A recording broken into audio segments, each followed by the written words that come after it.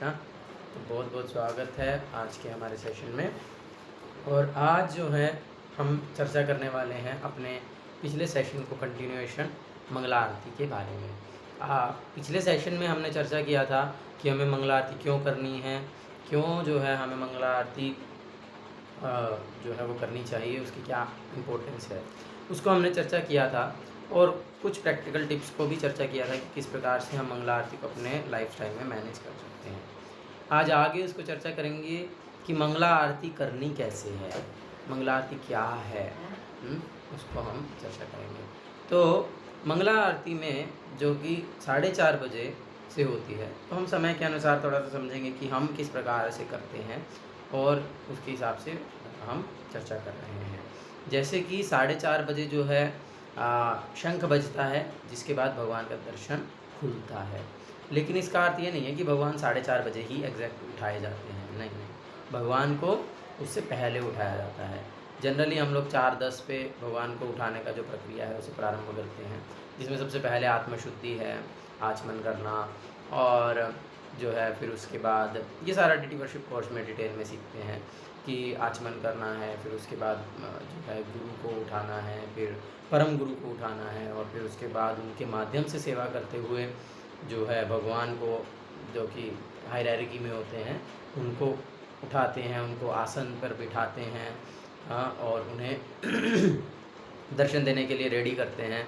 और फिर उसके बाद जो है उन्हें भोग लगाया जाता है, जिसे मंगल भोग या बाल भोग कहा जाता है, जिसमें जनरली स्वीट आइटम्स रहती हैं, जैसे रसगुल्ला, रसमलाई, रबड़ी, खीर, इस प्रकार की जो आइटम्स ठंडी ही खाई जाती हैं। तो ये आइटम्स गर्म नहीं खाई जाती। अब रसमलाई कोई गरम गरम नहीं खाता है, रबड़ी कोई गरम गरम नहीं खाता, वो ठंडी ही खाई जाती हैं। तो वो आइटम्स जो कि ठंडी ही खाई जाती हैं, स्पेशली मिल्क प्रोडक्ट्स जो हैं, वो जो हैं बाल भोग में भोग लगाए जाते हैं, जो कि एक दिन पहले ही प्रिपेयर किए जाते हैं। यानी कि पहले दिन शाम को प्रिपेयर किया जाएगा, पूरी रात उसको ठंडा होने के लिए छोड़ा जाएगा, और सुबह सुबह उसको भोग लगाया जाएगा। तो ये बाल भोग होता है।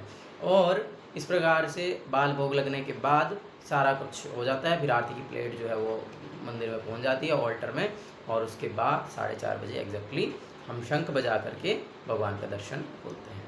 तो उसमें भगवान का दर्शन खोलने पर सब भगवान को दर्शन करके सबसे पहले प्रणाम करते हैं।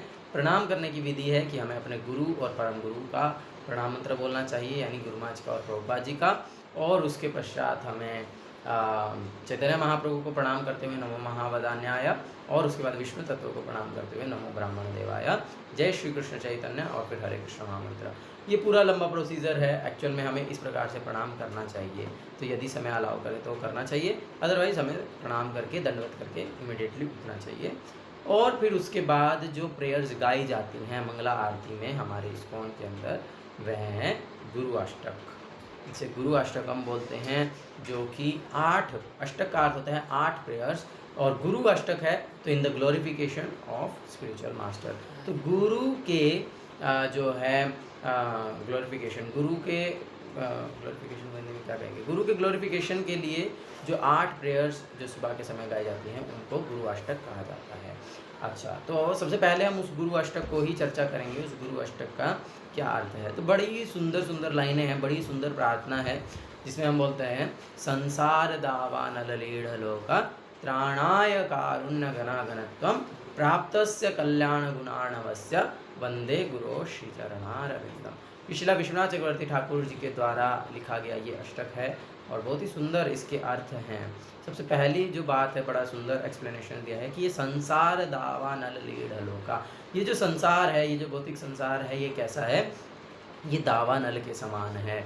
दावा नल क्या होता है? दावा नल जो है वो बोलते हैं जंगल में लगी हुई अनल, मतलब आग को। तो जो जंगल में लगी हुई आग से इस संसार को कंपेयर किया गया है। तो जंगल की आग क्या होती है? अब जंगल की आग जो है उसे कोई व्यक्ति अपने प्रयास से बुझा नहीं सकता है, और दूसरी कारण कि वो जंगल की आग कोई लगाता नहीं है। कोई जा करके जंगल के बीच में माचिस जला करके जो है पेट्रोल डाल करके आग लगा करके नहीं आता है कि जो है फिर सब जगह आग फैल जाती है। नहीं, वो जंगल की आग बड़ी भयानक होती है, जिसमें बहुत कुछ जल जाता है, सब कुछ जल जाता है और उस आग को कोई लगाता नहीं है, वे स्वतः लग जाती है। वो आपस में ही पेड़ों के घर्षण करने से, हवा चलने से वो आग जो है स्वतः लग जाती है और उस आग को किसी भी व्यक्ति के द्वारा बुझाया नहीं जा सकता। अपने प्रयासों से जो है इस जंगल की आग को नहीं बुझाया जा सकता। और अगर आप देखेंगे एक्चुअल में इंटरनेट में, तो 6-6 महीने, साल-साल तक भी ये जंगल की आग लगी रहती है। पूरा का पूरा जंगल कितना-कितना किलोमीटर तक जल जाता है। तो ये संसार जो है ये दावानल के समान है। यहाँ पे हमारे चारों तरफ आग लगी हुई है, चारों तरफ उपद्रव ही उपद्रव हैं, परेशानियाँ ही परेशानियाँ हैं, कष्ट ही कष्ट हैं। और अगर हम देखेंगे तो अल्टीमेटली कोई भी उस कष्ट का कारण नहीं है, लेकिन फिर भी हमारे जीवन में बहुत सारे कष्ट हैं, फिर भी हमारे जीवन में बहुत सारे उपद्रव हैं, है ना। तो इस प्रकार से जो ये संसार है ये दावानल के समान है। तो फिर अब इस जो दावानल है इसका ये कैसे बुझती है, कैसे बुझेगी, वो निर्भर करती है पूर्ण रूप से वर्षा पर। जब जो है भगवान कृपा करके बादल को भेजेंगे और वो बादल उस जंगल के ऊपर बारिश करेंगे, तब सब कुछ गीला हो जाएगा और वो बारिश पूर्ण रूप से ठंडी हो जाएगी, तब जा कर के आग बुझती है। नहीं तो वो आग जो है महीनों महीनों तक जंगलों को जलाती रहती है। अभी रिसेंटली मैं एक न्यूज़ देख, जैसे अभी लॉस एंजलिस में रिसेंटली जंगल में आग लग गई थी, तो कितना ही भयंकर रूप उसने ले लिया था। उससे पहले अमेज़न जंगल में आग लगी थी, जिसमें जो है 6 महीने तक वो आग लगातार चलती रही। तो इस प्रकार से जो है वो जब बारिश होगी, वर्षा होगी, घना घनत्वम, हाँ, जो है जब घन आकर के बादल आकर के वर्षा करेंगे, तभी जो है वो आग बुझ सकती है। तो उसी प्रकार से ये जो संसार में जो अग्नि लगी है त्रय तापों की, ये कैसे बुझेगी? त्राणाय कारुण्य घना घनत्वम। जब आपकी करुणा की वर्षा होगी, जब गुरु की करुणा की वर्षा होगी, तब जो है ये संसार में जो आग लगी है, जो जंगल में लगी हुई आग के समान है, वो तब शांत हो सकती है। अच्छा, तो वो कृपा, जिस कृपा के माध्यम से हमारे जीवन में जो ये त्रय ताप हैं संसार के, वो नष्ट हो जाएंगे, वो कृपा क्या है? वो कृपा प्राप्तस्य कल्याण गुणार्णवस्य। वो कृपा गुरु ने बनाई नहीं है, वो कृपा कोई गुरु के पास कोई अपने आप से नहीं आई है। प्राप्तस्य कल्याण गुणार्णवस्य, उन्होंने प्राप्त की है, उन्होंने अपने गुरु से उसे प्राप्त किया है। उनके गुरु के पास कहाँ से आई? उन्होंने अपने गुरु से प्राप्त किया है। उनके पास कहाँ से आई? उन्होंने अपने गुरु से प्राप्त किया है। तो जो गुरु शिष्य परंपरा के माध्यम से जो कृपा को दे रहे हैं और कृपा के माध्यम से हमें संसार रूपी दावानल से हमारी रक्षा कर रहे हैं, ऐसे वंदे गुरु श्री चरणारविंदम, ऐसे गुरु के श्री चरणों में मैं वंदना करता हूँ, मैं प्रणाम करता हूँ। तो बड़ा ही सुंदर अनुवाद है पहले श्लोक का। फिर उसके बाद जो है ये बहुत ही एक्चुअल में बहुत ही गूढ़, बहुत ही गहरे प्रार्थना है और हमें इसे बहुत ही गंभीरतापूर्वक लेकर के प्रार्थना के भाव से हमें इन श्लोकों को गाना चाहिए। और जैसे अभी हम अनुवाद को समझ रहे हैं, तो हमें इस अनुवाद को स्मरण रखते हुए जब हम उस लाइन को बोल रहे हैं, तो हमें इस अनुवाद को स्मरण में लाना चाहिए कि ये संसार दावानल रेड़ दो का, हे भगवान, हे गुरु जी, ये संसार दावानल के समान है, मैं जल रहा हूँ इसमें। त्राणाय कारुण्य घना घनत्वम, कृपया अपनी करुणा की बारिश से जो है इस दावानल को शांत कर दीजिए। प्राप्तस्य कल्याण गुणार्णवस्य, जो आपने गुरु शिष्य परंपरा से प्राप्त की है। इस प्रकार से हमें इस भाव से उस लाइन को बोलना है। आगे आगे हम बहुत सुंदर सुंदर लाइनें हैं, 8 श्लोक हैं, उनका भी हम चर्चा कर रहे हैं। तो उन हर एक श्लोक के भाव को हमको स्मरण रखते हुए ये मंगला आरती में हमको इसको जप करना चाहिए। केवल गाने के लिए नहीं है कि एक बड़ी सुंदर ट्यूनिंग बनाई गई है, चलो बस उस ट्यून में हमको गाना है, ऐसा नहीं है। ये प्रार्थना है और बहुत ही गूढ़ प्रार्थना के भाव से हमें ये प्रार्थना करनी चाहिए। तो अगला श्लोक क्या है? अगला श्लोक है महाप्रभु कीर्तन नृत्य गीता वादित्र माद्यान मनसोरसेन रोमांच कंपाशु तरंग भाजो वंदे गुरु श्री चरणारविंदम। तो बड़ा ही सुंदर श्लोक है। क्या बोला है? महाप्रभु कीर्तन नृत्य गीता, कि जो हमारे गुरु जी हैं वे क्या हैं? वे शिवन चैतन्य महाप्रभु के जो महाप्रभु कीर्तन नृत्य गीता, महाप्रभु जी के द्वारा जो ये कीर्तन, जो नृत्य, जो गीत ये दिया गया है, इसका आनंद लेते हैं। महाप्रभु कीर्तन नृत्य गीता वादित्र माद्यान मनसो रसेना, उसमें पूर्ण रूप से उसका आस्वादन करते हैं, उसके रसों का आस्वादन करते हैं। मनसो रसेना, और क्या करते हैं? रोमांच, और जब वे इस प्रकार से कीर्तन करते हैं, जब वे इस प्रकार से इन गीतों का गायन करते हैं, जब वे इस कीर्तन में नृत्य करते हैं, तो क्या होता है, रोमांच, तो उनके शरीर में रोमांच आ जाता है। कंपाश्रु, जो है उनकी आंखों से अश्रु धाराएं बहने लगती हैं। रोमांच, कंपाश्रु तरंग भाजो, तरंगों के समान अश्रु धाराएं बहने लगती हैं। हाँ, उनके शरीर में रोमांच आ जाता है, रोंगटे खड़े हो जाते हैं। इस प्रकार से दिव्य जो हैं उनके शरीर में विकार प्रकट होने लगते हैं। ऐसे गुरु को वंदे गुरु श्री चरणारविंदम, ऐसे गुरुओं के चरणों में मैं जो है वंदना करता हूँ। हाँ, फिर उसके बाद शिविग्रहाराधन नित्यनाना श्रृंगार तन मंदिर मार्जनादो युक्तस्य भक्तांश्च नियुंजतोपि वंदे गुरु श्री चरणारविंदम। क्या बोल रहे हैं, श्री विग्रहारा धन नित्यानंद। अभी बोलने में थोड़ा सा अलग तरीके से बोलते हैं, लेकिन वास्तविकता में क्या है, श्री विग्रह आराधना, श्री विग्रहाराधन, श्री विग्रहाराधना नित्यनाना। तो जो गुरु हैं वे क्या करते हैं, वे श्री विग्रह की आराधना में नित्य लगे रहते हैं। हमेशा जो है वे भगवान के श्री विग्रह की सेवा में लगे रहते हैं। श्री विग्रह आराधन नित्यनाना। और श्रृंगार तन मंदिर मार्जनादो, वे उनको सुंदर से श्रृंगार करते हैं। मंदिर मार्जनादो, वे मंदिर की सफाई करते हैं। इस प्रकार से भगवान की सेवाओं में लगे रहते हैं। और युक्तस्य भक्तांश्च नियुंजतोपि, भक्ति भाव से पूर्ण होकर के वे इसमें लगे रहते हैं, नियोजित रहते हैं सदैव इसमें। ऐसे वंदे गुरु श्री चरणारविंदम, ऐसे गुरु के चरणों में जो है मैं प्रणाम करता हूँ, वंदना करता हूँ। तो इस प्रकार से हम देखेंगे सारी ही चीज़ों में हमारे गुरु ही सेवा करते हैं। विशेष रूप से हम विग्रह सेवा में तो हम हमारे पास ये प्रार्थनाएं हैं, श्लोक हैं, जिनके माध्यम से हम गुरु से प्रार्थना करते हैं कि हे गुरुदेव, कृपया आप भगवान को सेवा कीजिए और मुझे अपना असिस्टेंट बना लीजिए। तो जब हम विग्रह सेवा करते हैं तो हम ऐसा नहीं सोचते हैं कि मैं भगवान को सेवा कर रहा हूँ, नहीं, हम ये ऐसा सोचते हैं कि हमारे गुरु जी भगवान को सेवा कर रहे हैं और मैं अपने गुरु को असिस्ट कर रहा हूँ। क्योंकि यहाँ पर बोला शिव विग्रह आराधन नित्य नाना श्रृंगार तन मंदिर मार्जनादो, ये सेवाओं में तो गुरु जी लगे हुए हैं, गुरु जी सदैव इन सेवाओं में लगे हुए हैं, लेकिन हम तो अपने गुरु को केवल असिस्ट कर रहे हैं। कृपा करके वे हमें अवसर दे रहे हैं कि हम भी उनको कुछ सहायता कर पाएँ। हमारा कोई योग्यता नहीं भगवान को सेवा करने का। इस प्रकार के भाव को रखते हुए हम भगवान को सेवा करते हैं। तो यहाँ से हमें ये पता चलता है। फिर चतुर्विधा श्री भगवत प्रसादो स्वाद्वन्न तृप्तान हरिभक्त संगान कृतवैव तृप्तिम भजतो सदैव वंदे गुरु श्री चरणारविंदम। कितना सुंदर श्लोक। चतुर्विधा, चार प्रकार के श्री भगवत प्रसादो, भगवान के प्रसादों को चतुर्विधा श्री भगवत प्रसाद स्वाद्वन्न तृप्तान, जो चार प्रकार के भगवान के प्रसाद हैं उनका स्वादन करते हुए, उनका आस्वादन करते हुए, उनका स्वाद चखते हुए वे क्या करते हैं, तृप्तान, तृप्ति का अनुभव करते हैं। अभी चार प्रकार के प्रसाद क्या हैं भगवत प्रसाद, कोई जानते हैं, सुने हैं?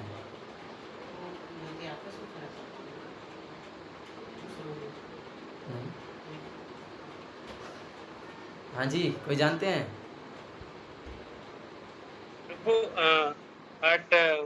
भगवत प्रसाद मतलब वो जब आरती में वो क्या बोलते हैं, 8 चीजों की बात हो रही है। 4 की हो रही है प्रभु जी, चतुर्विधा, 4 प्रकार की खाने की चीजें होती हैं। स्वादन, ठीक है, तो 4 प्रकार की खाने की चीजें हैं, या खाने की चीजों को 4 प्रकार की कैटेगराइज किया गया है। वह सबसे पहले चबाए जाने वाले, जो खाना हम चबा चबा करके खाते हैं, पहला। दूसरा जो है निगले जाने वाले, जिनको हम डायरेक्टली निगल लेते हैं। तीसरा चूसे जाने वाले, और चौथा है पिए जाने वाले। तो ये 4 प्रकार के भगवान के प्रसाद हैं। 4 प्रकार की खाने का कैटेगराइजेशन है बेसिकली। तो इन चारों प्रकार के प्रसादों को जो है, यानी हर प्रकार का जो प्रसाद जो भगवान को भोग लगाया जाता है, चतुर्विधा श्री भगवत प्रसादो स्वाद्वन्न तृप्तान, उसको आस्वादन करते हुए, उसका स्वाद चखते हुए जो वे हैं वे तृप्ति का अनुभव करते हैं। स्वाद्वन्न तृप्तान कैसे? हरि भक्त संगान, भक्तों के संग में। और कृतवैव तृप्तिम भजतो सदैव वंदे गुरु श्री चरणारविंदम। तो इस प्रकार से वे तृप्ति का अनुभव करते हैं। कृतवैव तृप्तिम भजतो सदैव, हाँ, तो इस प्रकार से वे 4 प्रकार के जो भगवान को अर्पित भोजन हैं, 4 प्रकार के जो भगवान को खाद्य पदार्थ अर्पित किए जाते हैं, उसके प्रसाद को ही वे स्वीकार करते हैं और उसी में ही वे तृप्ति का अनुभव करते हैं। उसके बाद है श्रीराधिका माधवयोरपार माधुर्य लीला गुणरूप नाम प्रतीक्षणा स्वादन लोलुपस्य वंदे गुरो श्री चरणारविंदम। तो बड़ा ही सुंदर ये है। श्री राधिका माधव योर अपार, जो राधा माधव की अपार क्या है? श्री राधिका माधव योर अपार माधुर्य लीला गुण रूप नाम। तो जो भगवान का नाम रूप और गुण लीला है और माधुर्य लीलाएं हैं, राधा कृष्ण की जो लीलाएं हैं, वे क्या करते हैं? प्रतिक्षणा स्वादन लोलुपस्य, हर क्षण उसका आस्वादन करते हैं, हर क्षण उसके रस का जो है वे आस्वादन करते हैं। प्रतिक्षणा आस्वादन लोलुपस्य, हर क्षण उसका आस्वादन करते हैं। हाँ, हम तो कभी कभी करते हैं, कभी कभी नहीं करते हैं, लेकिन जो शुद्ध भक्त हैं, जो गुरु हैं, जो आचार्य हैं, वे सदैव जो है भगवान की लीलाओं का आस्वादन करते हैं। ऐसे वंदे गुरु श्री चरणारविंदम, उनके चरणों का मैं वंदना करता हूँ। फिर निकुंज यूनो रति केलि सिद्ध्ययालिभिर्युक्तिरपेक्षणीया तत्रादि दक्षादति वल्लभस्य वंदे गुरु श्री चरणारविंदम। अब आध्यात्मिक जगत की बात कर रहे हैं कि जो है निकुंज यूनो रति केलि सिद्धे। निकुंज क्या है? जहाँ पर राधा कृष्ण लीलाएं करते हैं, वे निकुंज, कुंज, निकुंज, इस प्रकार से लता, ये सब चीज़ें हैं। तो वो जो निकुंज हैं, निकुंज यूनो रति केलि सिद्धे, वहाँ पर जो रति केली, वहाँ पर जो प्रेम का आदान प्रदान, हंसी मजाक जो राधा और कृष्ण का होने वाला है, रति केलि सिद्धे या यालिभिर युक्तिर अपेक्षणीय, उसके लिए जो अरेंजमेंट्स करना है, जो युक्ति लगानी है कि अच्छा राधा रानी इधर से आ रही हैं, कृष्ण इधर से आ रहे हैं, तो दोनों यहाँ पर मिलेंगे। तो यहाँ पर मिलेंगे तो यहाँ पर सुंदर वातावरण होना चाहिए, यहाँ पर सुंदर फूल होने चाहिए, यहाँ पर सुंदर म्यूजिक चल रहा होना चाहिए, यहाँ पर ऐसा होना चाहिए, यहाँ पर ऐसा होना चाहिए। इस प्रकार का जो अरेंजमेंट करने में तत्रादि दक्षादति वल्लभस्य, जो इसमें दक्ष हैं, जो इसमें निपुण हैं पूर्ण रूप से, ऐसे वंदे गुरु श्री चरणारविंदम। तो यहाँ पर उनके मंजरी भाव को प्रकट किया गया है। हमारा जो परंपरा है वो मंजरी भाव का है ना, तो सब मंजरी हमने कल चर्चा किया था। तो हमारी तो मंजरियों का ये कार्य है, वो ये सब अरेंजमेंट करती हैं। तो इस प्रकार से जो है वे इस चीज़ में निपुण हैं, वे शुद्ध भक्त हैं, वे मंजरी हैं, वे नित्य सिद्ध पार्षद हैं, और उनके चरणों में हम जो है इस प्रकार से प्रणाम करते हैं। फिर है साक्षात हरित्वेन समस्त शास्त्रैर उक्तस् तथा भाव्यते सद्भि किंतु प्रभोर्य प्रिय तस्य वंदे गुरु श्री चरणारविंदम। क्या बोले? साक्षात हरित्वेन, कि आप जो है साक्षात हरि हैं, साक्षात भगवान हैं। और ऐसा कौन बोल रहा है? समस्त शास्त्रेर, जो गुरु जो है वे साक्षात भगवान हैं, ऐसा सभी शास्त्र बोल रहे हैं। उक्तस तथा भाव्यत एव सद्भि, या तो डायरेक्टली मेंशन किया गया उक्तस, उक्ति दी गई है, डायरेक्टली मेंशन किया गया है कि साक्षात गुरु ही भगवान है। जैसे आचार्य माम विजानीयत नाम अन्यत करिचित नामर्त्या बुद्ध्या लोके सर्वदेवमयो गुरु। हाँ, इस प्रकार से कई श्लोक हैं जो कि गुरु को भगवान के रूप में बताते हैं। तथा भावयत एव सद्भि, और बहुत सारे ऐसे श्लोक हैं जिनका भावार्थ यही है। डायरेक्टली ऐसा नहीं बोलते हैं, लेकिन भावार्थ यही बनता है। तो अब यहाँ पर तो बोल रहे गुरु साक्षात भगवान है, लेकिन हमने तो चर्चा की ये तो मायावाद है। अगर गुरु को ही भगवान मान लेंगे तो मायावाद है। हाँ, कोई बता सकता है? फिर एक्सप्लेन करो। हरे कृष्ण प्रभु। प्रभु आपने एक बार बताया था कि क्या बोलते हैं, जो गुरु है वो सेव्य भगवान है। नहीं, मुझे ठीक से याद नहीं आ रहा है, पर भगवान जो है वो सेवा लेते हैं, ऐसे करके आपने बताया था कि गुरु जो है सेव्य भगवान है और भगवान जो है वो तो सेवा लेती है। निशांत प्रभु। हरे कृष्ण प्रभु। प्रभु क्योंकि गुरु भगवान के रिप्रेजेंटेटिव होते हैं, इसलिए। हाँ जी, आर्यन प्रभु कुछ बोलेंगे? जानते नहीं। हरे कृष्ण प्रभु। क्या गुरु भगवान है? गुरु भगवान से मिल हाँ, सकते हैं, गुरु भगवान तक पहुंचाते हैं हमें। हाँ, ठीक है। तो आगे की लाइन है जहाँ पर क्लैरिफिकेशन दिया गया है। यहाँ पर तो बोल रहे हैं कि सारे शास्त्रों में कहा गया है गुरु भगवान है, ऐसा उक्ति भी दिया गया है, ऐसा भाव भी है, लेकिन अगली लाइन में क्या बोल रहे हैं, किंतु प्रभोर या प्रिया एव तस्य, किंतु लेकिन प्रभोर या प्रिय एव तस्य, आप जो है भगवान को बहुत अधिक प्रिय हैं। प्रिय क्यों है? क्योंकि वो भगवान के रिप्रेजेंटेटिव हैं, क्योंकि वे भगवान का प्रतिनिधित्व करते हैं, इसलिए भगवान को बहुत अधिक प्रिय हैं और इसीलिए वे भगवान के समान ही हैं। और दूसरी यहाँ पर जो मोहित प्रभु बोलने का प्रयास कर रहे थे लेकिन बोल नहीं पाए, वो है कि भगवान जो हैं वे दो प्रकार के हैं, एक है सेव्य भगवान और एक है सेवक भगवान। मैं जब चैतन्य चरितामृत में अभी रिसेंटली पढ़ रहा था तो वहाँ पर इसको एक्सप्लेन किया गया है। तो जो भगवान कृष्ण हैं वे सेव्य भगवान हैं। सेव्य भगवान का अर्थ है सेवा लेने वाले भगवान हैं, और जो नित्यानंद प्रभु या जो बलराम हैं वे सेवक भगवान हैं। सेवक भगवान का अर्थ है वे सेवा करने वाले भगवान हैं वो भी भगवान हैं, वो भी कृष्ण के समान, लेकिन अंतर है। कृष्ण जो है वो सेवा लेने वाले भगवान हैं और बलराम जी हर प्रकार से उनको सेवा करने वाले भगवान हैं, तो इसीलिए वे सेवक भगवान हैं। और जो गुरु हैं वे गुरु जो हैं वो नित्यानंद का प्रकाश होते हैं, वो नित्यानंद प्रभु का प्रकाश होते हैं या बलराम जी के प्रकाश होते हैं। तो वो बलराम जी जो है वो गुरु वास्तविकता में गुरु का प्रतिनिधित्व करते हैं।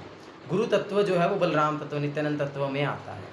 तो इसीलिए जो गुरु हैं वे भी सेवक भगवान हैं, भगवान हैं, लेकिन कृष्ण के समान भगवान नहीं है, कृष्ण के जैसे भगवान नहीं है।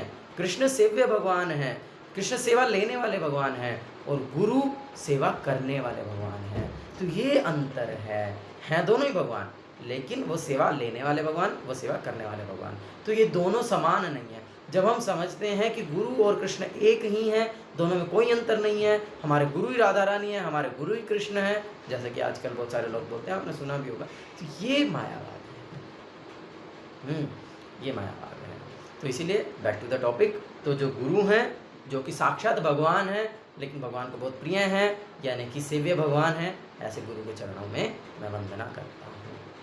और फिर लास्ट है यस्य प्रसादाद भगवत प्रसादो यस्य अप्रसादाद न गति कुतोपि ध्यायंस्तु वंशस्य यशस्त्र संध्यम वंदे गुरु श्री चरणारविंदम। इसे भी गाते हुए हमें थोड़ा सा ध्यान रखना चाहिए, क्योंकि जो है वो छूट जाता है। जनरली ऐसा गाते हैं, यस्य प्रसादाद भगवत प्रसादो यस्य प्रसादाद न गति कुतोपि, दोनों जगह यस्य प्रसादाद यस्य प्रसादाद, लेकिन यहाँ पर यस्य अप्रसादाद है, हमें प्रयास करना चाहिए हम उसको क्लियरली यस्य अप्रसादाद बोलें। यस्य प्रसादाद भगवत प्रसादो यस्य प्रसादाद न गति कुतोपि। फिर आगे और बहुत सारे चेंजेस आते हैं, जैसे क्योंकि द के बाद न आता तो यस्य प्रसादान न गति कुतोपि, इस प्रकार से बहुत सारी चीज़ें हैं। तो यहाँ पर हम मीनिंग समझ रहे हैं। तो क्या बोल रहे हैं, यस्य प्रसादाद, प्रसादाद, प्रसाद शब्द जो है संस्कृत में उसका अर्थ क्या है? प्रसाद, हम जाते हैं ना, प्रभु जी प्रसाद दे दीजिए, प्रसाद शब्द का क्या अर्थ है? नहीं जानते हैं, कोई भी नहीं जानता, मोहित भी नहीं जानता। मुझे तो बस इतना ही पता है कि जो भगवान ग्रहण करते हैं वो प्रसाद है, जिसको भगवान ने भोग किया है वो प्रसाद है। जो भगवद गीता में एक श्लोक है, प्रसादे सर्व दुःखानां हानिरस्योपजायते प्रसन्न चेतस याशु बुद्धि पर्यवतिष्ठते। भगवद गीता पढ़ा नहीं ध्यान से, इसीलिए पता नहीं। प्रसाद का अर्थ है कृपा। प्रसादे सर्व दुःखानां हानिरस्यो, उस श्लोक में नहीं जा रहा हूँ। तो यहाँ पर बोले यस्या प्रसादाद, जिनकी कृपा को प्राप्त करने से, यस्या प्रसादाद भगवत प्रसादो, भगवान की कृपा प्राप्त की जा सकती है। और यस्या अप्रसादाद, और यदि इनकी कृपा नहीं मिलेगी तो ना गति कुतोपि, उसका कोई गति नहीं है, उसका कुछ नहीं हो सकता। ये है यस्या प्रसादात भगवत प्रसादो यस्या अप्रसादात नागति कुतोपि। गुरु की कृपा से जो है भगवान की कृपा प्राप्त की जा सकती है, और गुरु की कृपा यदि नहीं मिलेगी तो कुछ नहीं हो सकता। या दूसरे शब्दों में इसको इस प्रकार से भी एक्सप्लेन किया जाता है कि दूसरे शब्दों में इस प्रकार से भी एक्सप्लेन किया जा सकता है कि गुरु को प्रसन्न करने से भगवान प्रसन्न होते हैं, और यदि गुरु प्रसन्न नहीं होंगे तो कोई गति नहीं। दोनों एक ही बात है। तो फिर क्या बोल रहे हैं, ध्यायंस्तु वंश तस्य यशस्त्री संध्याम, और जिनको जो है मैं 3 संध्या में, 3 संध्या है ना दिन की, दिन को 3 पार्ट्स में कैटेगराइज किया जाता है, तो तीनों संध्याओं में मैं जिनका स्मरण करता हूँ, उनको याद करता हूँ, उनकी पूजा करता हूँ, ध्यायंस्तु वंशस्य यशस्त्री संध्यम वंदे गुरु श्री चरणारविंदम, ऐसे गुरु के चरणों में मैं वंदना करता हूँ। तो यहाँ से हमको समझ में आता है गुरु को प्रसन्न करने का, गुरु की कृपा प्राप्त करने का इम्पोर्टेंस, कि वास्तविकता में हम डायरेक्टली भगवान की कृपा प्राप्त नहीं कर सकते हैं, हम डायरेक्टली भगवान को प्रसन्न नहीं कर सकते हैं, लेकिन यदि हम गुरु को प्रसन्न कर देंगे, यदि हम गुरु की कृपा के पात्र बन जाएंगे, तो हमें भगवान की कृपा स्वतः ही प्राप्त हो जाएगी। यदि गुरु हमसे प्रसन्न हो गए तो भगवान हमसे स्वतः ही प्रसन्न हो जाएंगे, और यदि हम गुरु को प्रसन्न नहीं कर पाए तो कोई गति नहीं। और दूसरी चीज़ यहाँ से हमको सीखने को मिलती है कि हमें अपने गुरु का त्रिसंध्यम, तीनों संध्याओं में स्मरण करना चाहिए। वैसे तो एक शिष्य जो है वो सदैव अपने गुरु का स्मरण करता है, उसके जीवन में जो कुछ भी है वो गुरु की कृपा से है। तो इस प्रकार से सदैव गुरु का स्मरण करता है, लेकिन कम से कम हमको दिन में 3 बार तो गुरु को स्मरण करना ही है। 3 संध्याओं में गुरु को स्मरण करना ही चाहिए, गुरु को प्रणाम करना चाहिए। विशेष रूप से जब एक्चुअल में जब दीक्षा होता है, जिसका ब्राह्मण दीक्षा होता है, तो उन्हें गायत्री मिलती है ना, तो उसमें गुरु गायत्री होती है, जिसको जो है मतलब वो गुरु के लिए है, तो वो गायत्री 3 समय करते हैं, तो उससे वो उनका हो जाता है। तो वैसे यहाँ पर इस प्रकार से गुरु को सेवा किया जाता है, लेकिन हमें भी गुरु को मतलब 3 संध्या में याद करना चाहिए, तीनों समय में याद करना ही चाहिए। तो इस प्रकार से ये बहुत ही सुंदर जो है गुरु अष्टक प्रार्थनाएं हैं, जिसको हमें इस भाव के साथ, इस मीनिंग को स्मरण रखते हुए हमें उन प्रार्थनाओं को बहुत ही सुंदर तरीके से गाना चाहिए। अच्छा, अब गाने के लिए जो राग हैं वो हमें अपनी तरफ से नहीं बनाना है कि मैं अपनी तरफ से कुछ भी राग बनाऊंगा और वो गाऊंगा, नहीं। हर एक समय के लिए एक विशेष राग दिया गया है। जैसे गौर आरती गाने का अपना एक राग है, भोग आरती गाने का अपना एक राग है, यशोमती नंदन गाने का अपना एक राग है, राधा माधव गाने का एक राग है, गुरु वंदना गाने का एक राग है। उसी प्रकार से गुरु अष्टक मंगला आरती गाने का भी एक भाग है, एक राग है।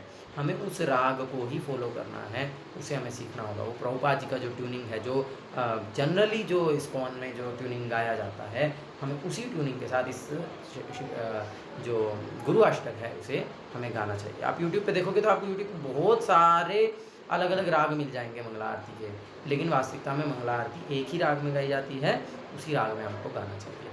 अच्छा, वही मंगला आरती कई बार क्या होती है, वो दोपहर के समय गाई जाती है, मतलब यही गुरु अष्टक कई बार दोपहर के समय गाया जाता है। जैसे कि जब किसी आचार्य का आविर्भाव तिरोभाव दिवस होता है, तब जब उनको पुष्पांजलि अर्पित करने के बाद जब उनकी आरती होती है, तब भी गुरु अष्टक गाया जाता है। उस समय उस गुरु अष्टक का राग दूसरा होता है, लेकिन मंगला आरती में गुरु अष्टक का राग दूसरा होता है। तो हमें मंगला आरती में जो गुरु अष्टक का राग है, उसे सीख करके, उसे सुन करके, बार बार सुन करके, उसी को ही पीछे पीछे दोहरा करके उसी तरीके से ही हमको गाना चाहिए। हाँ, तो उसके लिए आप मायापुर टीवी में अगर आप सुनेंगे तो वो जनरली वही जो प्रभुपाद जी का जो ट्यून है, जो स्टैंडर्ड ट्यून है, वही हर रोज़ फॉलो होता है। मैं हर रोज़ उधर का आरती देखता हूँ। तो इस प्रकार से आप वहाँ से सुन सकते हैं, वो प्रमाणिक है। और उसके बाद क्या होता है, अच्छा ये जो है हम 15 मिनट में ख़त्म करते हैं। इसके बाद ये गुरु अष्टक होने के बाद फिर जैसे या तो जो गुरुमाज का प्रणाम मंत्र है और प्रभुपाद जी का प्रणाम मंत्र है, या तो वो बिल्कुल स्टार्टिंग में बोल लीजिए, या फिर ये संसार दावानल से शुरू करने के बाद यहाँ पर फिर गुरु जी का जो प्रणाम मंत्र है और प्रभुपाद जी का प्रणाम मंत्र है उसको बोला जाता है। फिर उसके बाद जय श्री कृष्ण चैतन्य हरे कृष्ण महामंत्र से पहले बोला ही जाएगा, चाहे 1 बार चाहे 3 बार, समय के अनुसार।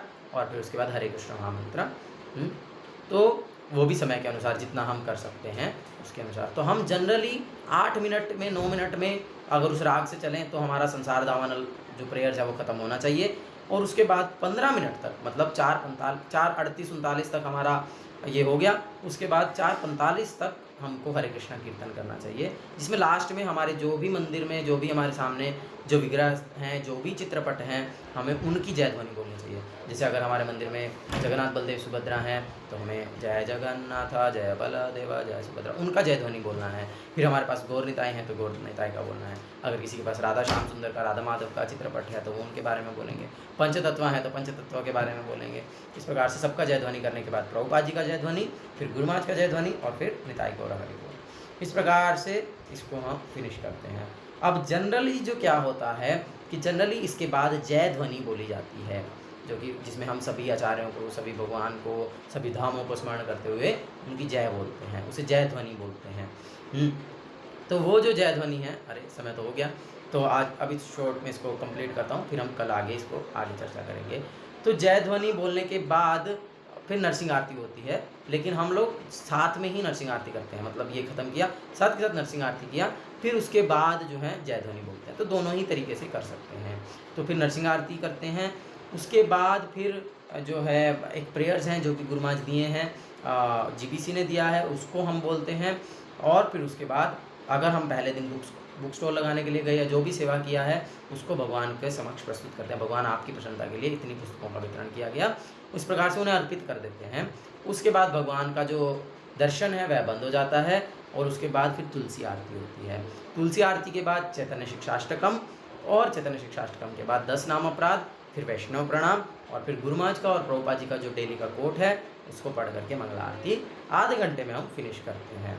तो आज हमने गुरु अष्टक को चर्चा किया, कल हम आगे नरसिंह आरती, तुलसी आरती, शिक्षाष्टक और 10 विध नाम अपराध को चर्चा करेंगे। ऑफ कोर्स ये बहुत बड़े बड़े टॉपिक्स हैं, एक एक ही प्रार्थना को अगर हम अच्छे से डिटेल में समझेंगे तो पूरा पूरा लेक्चर एक एक चीज़ पर चला जाएगा। फिर भी हम प्रयास करेंगे जितना जल्दी हो सके हम इसको कवर करेंगे ताकि हम और आगे के टॉपिक्स में भी जा सकें। हरे कृष्णा कृष्ण कृष्ण हरे हरे, हरे राम राम राम हरे हरे। जय श्रील प्रभुपाद की जय, स्वामी महाराज की जय। कुछ प्रश्न है तो पूछ सकते हैं, नहीं तो यहीं पर एंड। तो ठीक है, कोई प्रश्न नहीं है तो यहीं पर एंड करते हैं। हरे कृष्णा, बहुत बहुत धन्यवाद।